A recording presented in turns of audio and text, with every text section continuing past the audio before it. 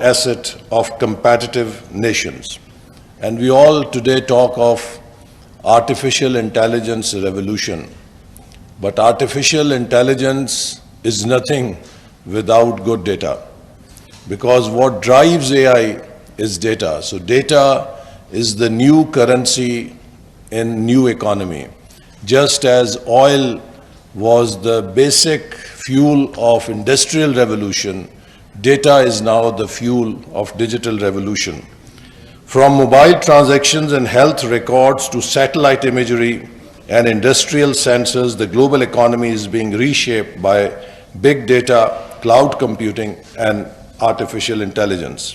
Countries that understand how to harness data will lead the future of governance, education, industry, and security.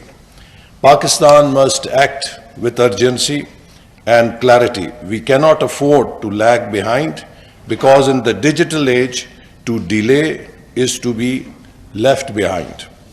We hear the buzzwords of whole of the government, data is the new currency, and many others.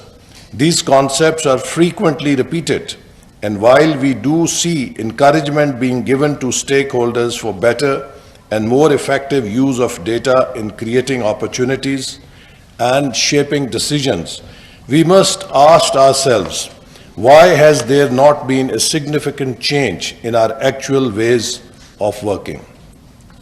Depending on whom you ask, the responses will vary. The private sector may blame poor data generation and sharing capabilities within the public sector. Public sector stakeholders may cite inadequate human and digital capacities and sometimes even national statistical institutions for failing to deliver timely and integrated data. While all of that may be true, the real problem is more of a conceptual, in my view. In the era of data abundance, we are often overwhelmed. Without clear frameworks or direction, massive data sets can intimidate rather than inform. In the past, metadata helped guide inquiry. Today, the proliferation the analyst must bring clarity to the chaos.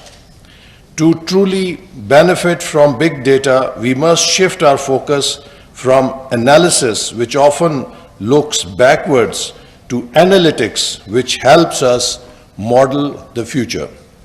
This requires understanding why certain data sets matter, how they can be layered to address a particular economic, social, or political problem, and where the insights should lead.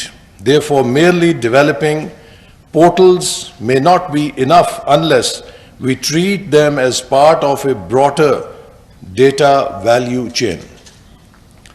Real value will only emerge when people with deep policy understanding, regional insights, and social context